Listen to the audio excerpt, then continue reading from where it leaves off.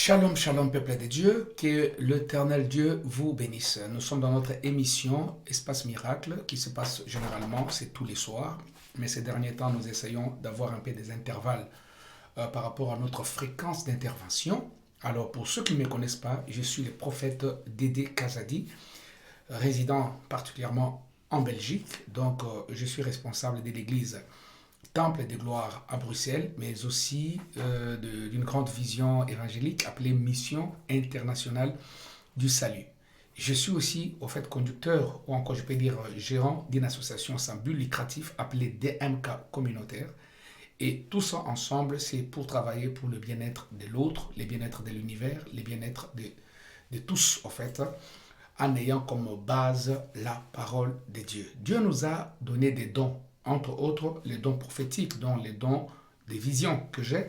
En fait, c'est ces dons en fait, que je mets au service des nations, au service des enfants de Dieu, au service même des païens, pour qu'ensemble, nous puissions contempler l'amour de Christ pour chacun d'entre nous et surtout donner nos vies à Jésus-Christ en acceptant de nous repentir, en acceptant de nous baptiser pour en fait hériter le royaume des cieux. Que Dieu vous bénisse. Alors, je continue l'émission en fonction de ce que j'avais déjà fait la fois passée. Donc, si vous voulez voir ce que j'avais fait la fois passée, vous pouvez aller dans l'historique en fait de mes émissions. Vous allez trouver l'émission qui précède celle-ci. Comme ça, vous pouvez comprendre les cheminements en fait de l'idée spirituelle que je vais partager tout à l'heure. Nous restons dans la thématique, donc dans le thème intitulé « Comment accélérer l'accomplissement de sa prophétie ?» Comment accélérer l'accomplissement de sa prophétie. La fois passée, j'avais soulevé 3 points, très importants. Et aujourd'hui, je vais passer vers le quatrième point. Et si j'ai le temps, je passerai vers le 5e point. Les 3 points sont les suivants. J'avais parlé sur il faut comprendre l'origine de la foi. J'avais expliqué c'est quoi la foi et tout. J'avais donné un verset biblique. J'avais parlé des Romains chapitre 10, verset 17. Donc, il faut comprendre l'origine de la foi. La foi vient de la parole de Dieu. La foi vient de Dieu. La foi n'est pas qu'une conviction, n'est pas qu'une déclaration, n'est pas qu'une détermination. Mais la foi, c'est aussi la connaissance de la sagesse divine. La foi, c'est la révélation, en fait. La foi, c'est le verset appliqué. Ça veut dire que tu as les versets bibliques, tu les appliques, et bien tu as la foi. La foi, c'est la connaissance de la vérité. La vérité, c'est que Jésus est le Seigneur, Jésus est le miraculeux, Jésus est le Dieu des miracles, Jésus est le Seigneur créateur. La foi, c'est comprendre en fait Dieu. C'est comprendre Dieu dans sa dimension du Christ. Très important. J'avais dit une autre chose aussi, c'est un deuxième point, je parlais de prise de conscience de l'importance de la force spirituelle. J'avais dit, au-delà de la science, au-delà des connaissances, au-delà de tout ce que nous pouvons faire, il faut être conscient de la présence d'une force. Ça veut dire que tu n'es pas seul. Tu as la grâce. Le Seigneur a dit ça aux apôtres en leur disant qu'il est avantageux que je m'en aille parce que je vous enverrai le paraclet. Ça veut dire c'est lui qui va vous secourir, c'est lui qui va vous consoler, c'est lui qui sera là. Mais cette personne-là, c'est la personne du Saint-Esprit. Alors, elle ne vient pas mais vide. Elle a entre ses mains une force, une énergie, une puissance, une capacité de transformer, une capacité de guérir, une capacité de sauver. Donc, nous devons être conscients, bien-aimé, de la force spirituelle. Donc, quand tu pries, quand tu lis la parole de Dieu, quand tu cherches dans la vie, quand tu veux trouver quelque chose, quand tu te bats, sois conscient qu'en toi, il y a une force. En toi, il y a du surnaturel. En toi, il y a quelque chose qui peut soulever du néant. En toi, il y a quelque chose qui peut transformer. Donc, sois conscient de cela. J'avais donné le 3e point, où j'avais dit clairement que ces 3e point concerne ceci. Travaillez votre obéissance face à la parole de Dieu. Travaillez l'obéissance. L'obéissance, mieux vaut que les sacrifices. Tu peux aller jeûner 5 jours comme tu veux. Tu peux ne pas manger au nom du Seigneur comme tu veux. Mais si tu n'es pas obéissant, si tu n'écoutes pas Dieu, si tu ne suis pas la voix du Seigneur, si tu ne te plies pas à la volonté de Dieu, ça ne te servira à rien. Ça ne te servira à rien. Tu peux donner ta dîme à l'église. Tu peux donner les offrandes du matin au soir. Tu peux être à l'église chaque jour. Tu peux être la personne qui balaye l'église. Tu peux être la personne qui est toujours proche du pasteur. Tu peux être toujours là présent. Mais si tu n'obéis pas à la parole de Dieu, tu ne réussiras pas. Il a dit ça dans le livre de Josué, chapitre 1er. Quand tu lis tous ces chapitres-là, du premier verset jusqu'au verset 9, vers la fin, il dit clairement Médite ces livres jour et nuit. Ne t'en détourne ni à gauche ni à droite. C'est ainsi que tu réussiras dans tes entreprises. Ça veut dire que le succès, la réussite de nos entreprises, la délivrance, la maintenance même de la bénédiction. Ça veut dire que tu reçois la bénédiction le matin, tu la maintiens à midi, le soir, jusqu'à la nuit. Elle reste là, on ne la vole pas. Elle ne tombe pas, elle ne se perd pas. Pour la maintenir, tu as besoin de comprendre l'importance d'obéir. Il faut obéir à Dieu qu'aux hommes. Il faut obéir à Dieu qu'à ton mari. Il faut obéir à Dieu qu'à ta femme. Il faut obéir à Dieu qu'à ton pasteur. C'est important d'obéir à l'Éternel. N'obéis pas au système, mais obéis à Dieu. Vous connaissez bien l'histoire de Shadrach, Meshach et Abednego à Babylone. Vous verrez qu'ils étaient combattus. Il y avait des problèmes. Mais parce qu'ils étaient décidés d'obéir à Dieu, Dieu les a sauvés. Malgré qu'on les avait déjà jetés dans la fournaise ardente, le Seigneur n'a pas abandonné les compagnons de Daniel. Vous comprenez? Donc, Dieu ne nous abandonne pas lorsqu'il trouve qu'on a été persévérant dans l'obéissance jusqu'au prix le plus fort. Obéis à l'Éternel, ça sera pour toi une façon d'accélérer l'accomplissement de la prophétie de ta vie, bien sûr.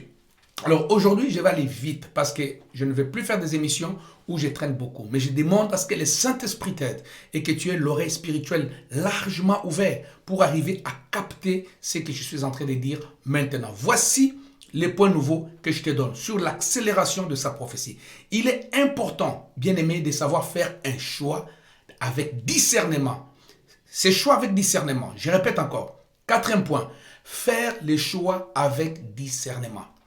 Savoir discerner lorsque tu choisis. Si tu choisis sans discerner, bien-aimé dans le Seigneur, tu vas choisir pour enterrer ta prophétie. Tu vas choisir pour ne pas vivre l'accomplissement de ta prophétie. Donc c'est important de savoir choisir et tu choisis pour te permettre à accélérer l'accomplissement de ta prophétie. Alors il faut que ces choix soient avec discernement. C'est très important. Il faut choisir avec qui, comment, où, que faire, mais avec qui? Il faut choisir, bien aimé dans le Seigneur, avec discernement sur qui doit et qui ne doit pas marcher avec toi. Qui doit être à tes côtés?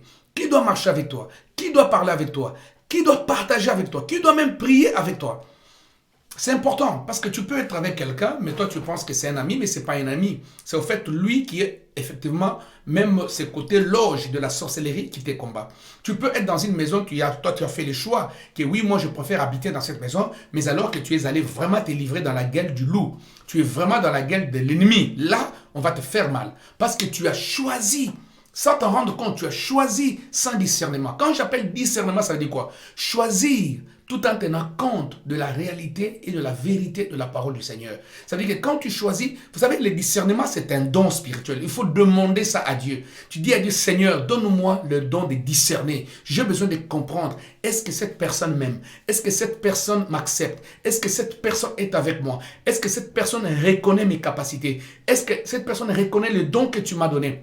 Tu dois apprendre à faire comme ça. Parce que si tu ne choisis pas avec discernement, bien aimé, tu seras à côté de la mauvaise personne, tu seras à la mauvaise adresse, tu seras en train de faire la mauvaise chose et cela va freiner au fait l'accomplissement de ta prophétie. Beaucoup se sont retrouvés qu'ils n'ont pas connu l'accomplissement des prophéties de leur mariage. Ce n'est pas que Dieu n'a pas agi, ce n'est pas que Dieu n'a pas fait, mais c'est justement parce qu'ils ont choisi sans discernement. Toi, tu as choisi ces messieurs, qu'ils puissent vivre avec toi. Est-ce que tu as discerné? Est-ce que tu as bien regardé? Observe bien, tu verras que c'est un méchant, c'est un monsieur qui a fait du mal à beaucoup de femmes, c'est un monsieur qui a perturbé les vies de plusieurs. Alors quand toi tu y vas et tu es sûr de les changer, et tu es sûr de les transformer, et tu es sûr d'être heureuse, d'amant, donc il faut apprendre à choisir avec discernement, bien aimé dans le Seigneur. Parce que si tu ne choisis pas avec discernement, tu vas taper complètement à côté. C'est important avec qui tu marches, avec qui tu parles.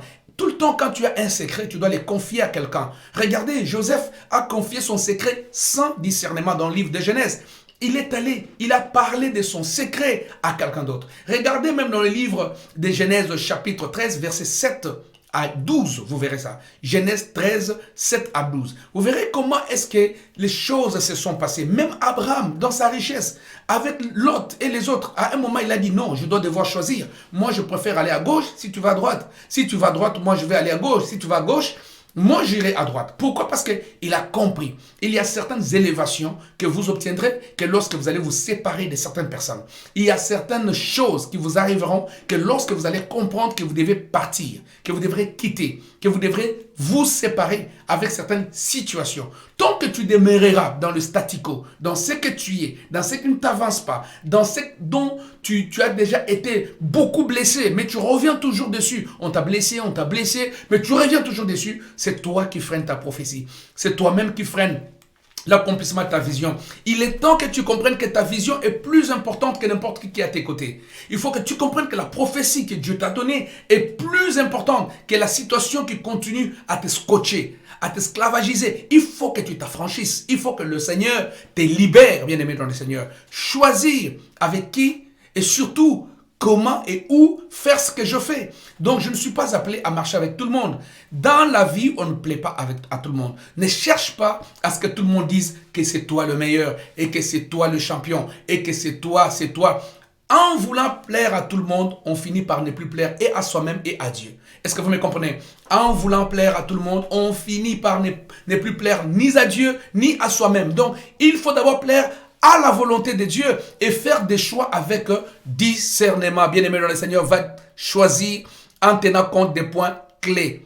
Est-ce que la vie de prière est à cet endroit? Est-ce que cette personne est croyante? Est-ce que cette personne aime Jésus? Est-ce que cette personne envoie des signaux de la repentance? Est-ce que je peux compter sur lui? Est-ce que je peux espérer que Dieu va faire quelque chose? Donc c'est important de savoir choisir avec discernement. Bien-aimé, dans le monde actuel, sans les discernements, nous ne pouvons pas remporter certaines guerres.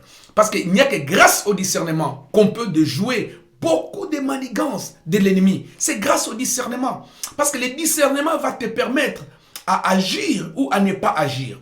Le discernement va te permettre à attendre ou à accélérer. Parce que tu aurais déjà discerné ce qui se passe. Discerner, c'est au fait étudier avec précision et comprendre les enjeux qui se cachent derrière les lignes. Attention, derrière les phrases, il y a toujours des petits esprits. Et quand tu discernes, c'est que tu arrives à comprendre l'esprit qui se cache derrière la phrase. Alors je te dis, fais un effort, investis dans ta spiritualité, investis dans la parole de Dieu, mais arrive à comprendre les esprits qui se cachent derrière certaines discussions. Il y a certaines discussions qui arrivent, tu trouves des personnes en train de discuter, en train de se chamailler, de s'échanger des paroles, mais tu arrives comme ça, sans discernement, mais tu prends parti pris. Automatiquement, tu dis c'est X qui a raison, X a tort, ou c'est X qui a tort, Y a raison. Mais tout simplement parce que tu n'as pas pris le temps d'attendre, d'observer et de prier. Si tu veux choisir avec discernement, donne-toi quelques minutes de prière avant de dire oui. Donne-toi quelques minutes de prière avant de dire non. Donne-toi un petit moment de retraite avant de choisir de marcher avec l'autre. Donne-toi quelques secondes. Si tu ne fais pas ça, tu ne vas pas choisir avec discernement. Ne refais pas les mêmes erreurs. Ne recommets pas les mêmes fautes. Tu les avais fait quand tu avais 18 ans. Tu continues à le faire à 25 ans. Tu veux le faire à 30 ans. Et tu veux finir à continuer à le faire au-delà des 50 ans. Alors là, l'enfer est assuré. Dieu ne t'a pas créé pour l'enfer.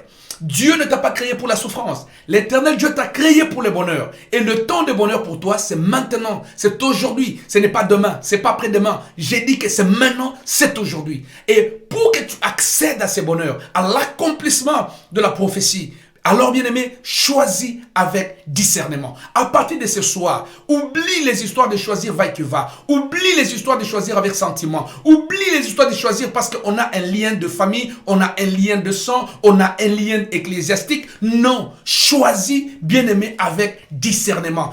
Entre en prière. Prends même 2 jours pour prier. Je vais te révéler une chose. Tu sais, le monde dit souvent que la nuit porte conseil. Aujourd'hui, je te dis le contraire. La nuit n'a jamais porté conseil. Parce que la nuit ne parle pas. La nuit ne viendra pas te parler. La nuit, c'est un temps de la nuit, un temps pour se reposer et un temps pour dormir. Mais qu'est-ce qu'on veut dire en disant la nuit porte conseil? C'est parce qu'on sait très bien que lorsqu'il y a une demande, lorsque tu veux quelque chose, le fer mental, ça veut dire que non, c'est ton homme intérieur est chaud. Il est très chaud parce que là, il veut obtenir, parce que là, il doit répondre, parce que là, il doit agir.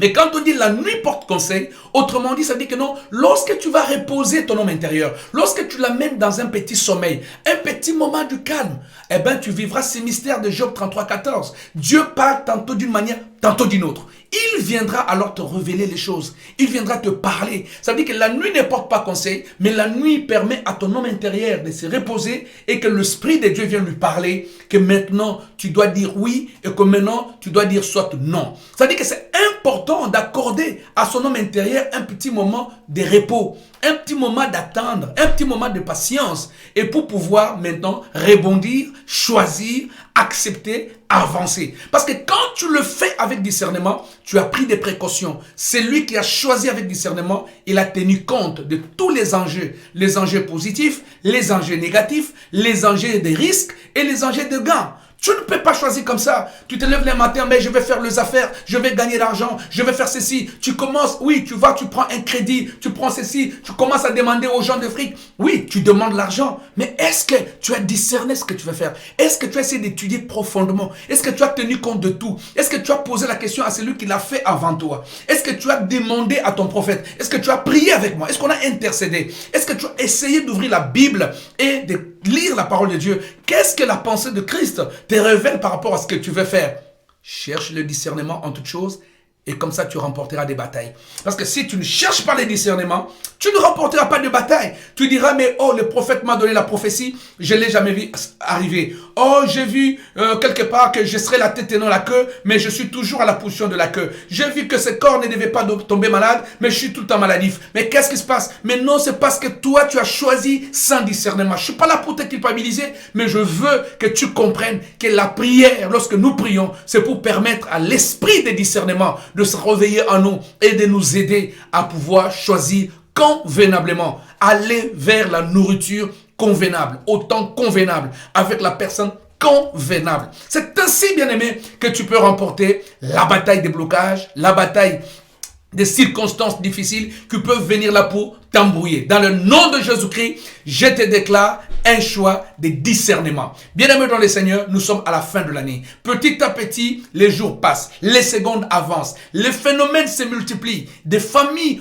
sont en train de vivre des moments de deuil, de tristesse. Beaucoup de gens, cette année 2020, c'est une année, s'ils avaient le pouvoir de l'effacer dans l'existence, ils l'effaceraient tout de suite. Mais c'est déjà arrivé. Alors, 2021 arrive.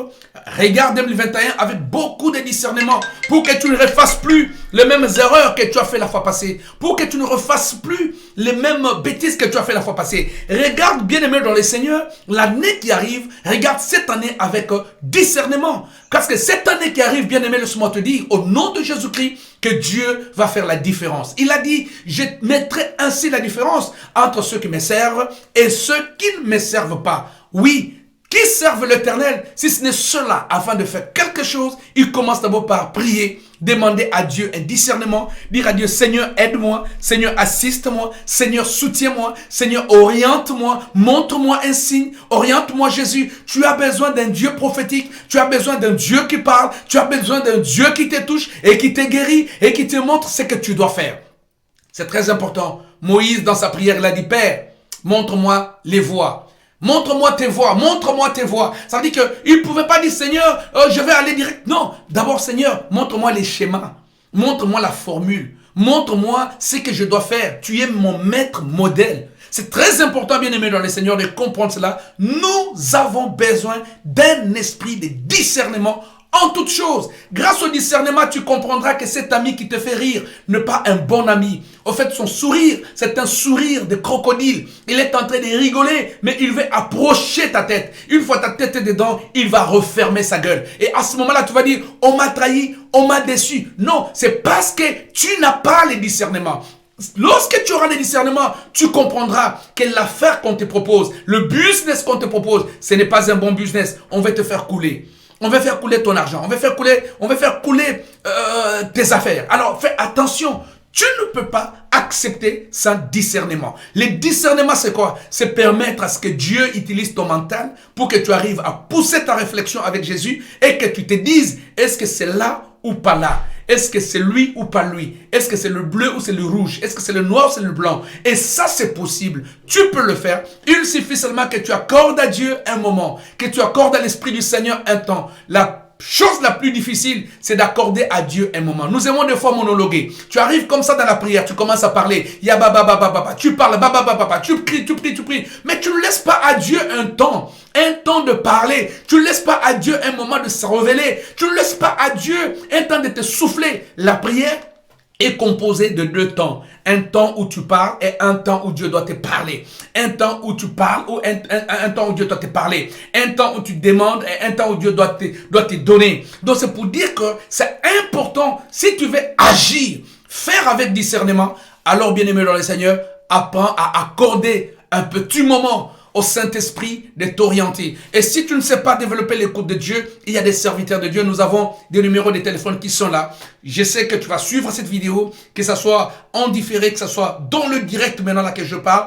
Alors, je te dis déjà shalom et bienvenue et que la paix du Seigneur soit avec toi. Donc, tu peux nous contacter par ce numéro de téléphone que tu vois juste ici à côté. C'est mon numéro, donc tu peux l'appeler et tu vas m'avoir. Tu peux m'envoyer un message via WhatsApp, je vais te répondre. Alors, nous allons t'encadrer. On est accompagnateur. Je suis accompagnateur de vie. Je vais t'accompagner. Je vais marcher avec toi dans ce que tu veux prendre comme décision. Et je vais te transmettre la grâce et les dons que Dieu m'a donné. Bien-aimé dans le Seigneur, ne tarde pas. Ne tarde pas lorsque tu sais que tu ne peux pas par toi-même. Lorsque tu sais que tu as été longuement déçu. Lorsque tu sais qu'on t'a souvent trahi parce que tu as choisi sans discerner. Tu as choisi sans prophétie. Tu as choisi sans vision. Tu as choisi sans consulter Dieu. Laisse-moi te dire que l'Éternel Dieu ne t'abandonne pas. Tu peux encore cette fois-ci consulter. Voilà pourquoi les prophètes existent. C'est pour des consultations prophétiques. Voilà pourquoi il y a des conseillers. C'est pour recevoir un conseil. On n'agit pas sans discernement. Tu ne peux pas aller du coup, tu te dis, parce que j'ai l'argent, j'ai le frais des notaires, je vais acheter cette maison sans discernement. Regarde combien ont allé acheter des maisons, surtout dans la communauté africaine. Ils sont allés, ils ont acheté, mais 7 ans plus tard, ils sont divorcés. 7 ans plus tard, chacun dans son coin. Pourquoi? Parce qu'ils n'ont pas discerné ce qu'il faut faire au moment qu'il faut faire. Alors laisse-moi te dire que le Seigneur est capable. Jésus de Nazareth peut résoudre le problème là où ton mental, ta pensée ne peut pas résoudre. Mais pour cela, il te faut lui accorder le temps. C'est procédural. Il y a un temps défini, un temps qui est long, qui peut être à court terme, à moyen terme, comme à long terme. Ça dépend de ta disponibilité. Ça dépend de ta violence spirituelle, de ce que tu peux faire maintenant. Moi, à ta place, ce que je ferai, c'est quoi? Je vais m'agenouiller, je vais prier, je vais demander le discernement. Et si je ne capte pas par moi-même, eh bien, je vais contacter les prophètes. Je vais contacter l'homme de Dieu et ainsi, je parlerai avec lui et je prierai avec lui parce que je veux que mon choix soit un choix avec discernement. Que l'Éternel Dieu vous bénisse. Donc, nous nous retrouvons dans la prochaine émission. En direct, je dis shalom, shalom à vous tous qui êtes là, vous tous qui chassez, qui êtes en train de chatter. Que Dieu vous bénisse et que la joie du Seigneur soit avec vous. Une fois de plus, soyez protégés, soyez gardés, que la main de Dieu soit sur vous, que le Dieu de prophète soit sur vous, qu'aucun mal ne vous soit fait. Soyez gardés en Jésus-Christ. Alors, vous tous qui avez écrit quelque chose, oui, je prendrai le temps de le regarder, de le lire et je vais vous répondre en fonction de ce que vous avez écrit. Mais j'aimerais que si vous le voulez, écrivez-moi même aussi sur WhatsApp, écrivez-moi directement sur mon numéro. J'ai besoin d'avoir plus des entretiens, en tout cas de 2 à 2. Ça peut nous permettre à beaucoup plus aller en profondeur concernant ton problème. Alors je te dis que 2021 arrive à grands pas, que la grâce de Dieu te couvre. Prochainement, nous parlerons sur comment comprendre ou encore comprendre la force de tout ce qui est offrande. Comprendre la force de l'offrande. Donc, ce point sera développé prochainement. Donc, c'est très important. Vous comprendrez que quand tu ne donnes rien, tu n'as rien. Quand tu ne sèmes pas, tu n'as pas. Quand tu n'agis pas, il n'y aura pas de réaction. Ça veut dire qu'il n'y a qu'une action qui donne naissance à une réaction. Vous comprenez? Il n'y a qu'une action qui donne naissance à une réaction. Ça veut dire que s'il n'y a pas d'action, s'il n'y a pas d'acte, s'il n'y a pas de geste, il n'y aura rien du tout. Si on ne sème pas, il ne faut pas t'attendre qu'il y aura une forêt de maïs. Il n'y aura jamais de forêt parce que personne n'a sémé le maïs. Donc c'est très important, bien aimé, de comprendre les principes de sémailles et des moissons, de comprendre le mystère sur l'offrande, le mystère sur la dîme. C'est important de le comprendre selon la parole de Dieu. Parce que si tu ne le comprends pas, tu vas beaucoup prier, tu vas beaucoup gêner, tu vas aller des églises en église jusqu'à ce que tu iras dans une église où on va dire de toi que tu es sorcière, on va dire de toi que tu es sorcier parce que tu as tellement changé des églises qu'à la fin, tu as perdu au fait du jus d'être un enfant de Dieu réel. Tu es devenu comme l'un d'entre nous. Quand on dit l'un d'entre nous, ça veut dire que connaissant même les choses que tu ne devais pas connaître. Et du coup, ça réduit en toi la foi. Ça va réduire en toi l'envie de continuer à servir. Donc, c'est très important, bien-aimé, de comprendre cette notion-là. Alors, tout celui qui voudrait bien nous soutenir, nous avons tous les coordonnées. Oui, en bas de cet écran, nous avons nos comptes PayPal, nous avons des comptes bancaires. Oui, tu peux toujours faire ton virement d'un don, d'une offrande, d'une dîme que tu veux donner pour soutenir la mission du Seigneur. Donc, nous vous disons déjà avant tout, merci pour votre soutien à la mission de l'Église. N'hésitez pas de le faire. Si vous ne savez pas le faire via tous ces moyens qui sont ici, n'hésite pas. Écoute le Saint-Esprit et discerne. Dieu ne veut pas que tu entres en 2021 sans faire une action de grâce pour le remercier de janvier, février jusqu'en décembre de cette année. C'est le temps des actions de grâce. Très important. Tu peux toujours me contacter via le numéro WhatsApp pour recevoir les coordonnées qu'il te faut si tu as besoin de faire un virement et que tu es en Afrique et que tu es partout dans le monde. Cela est le bienvenu et cela sera pour l'œuvre de Dieu. Et laisse-moi te dire, bye bye. Que Dieu te bénisse et à très bientôt. Ciao.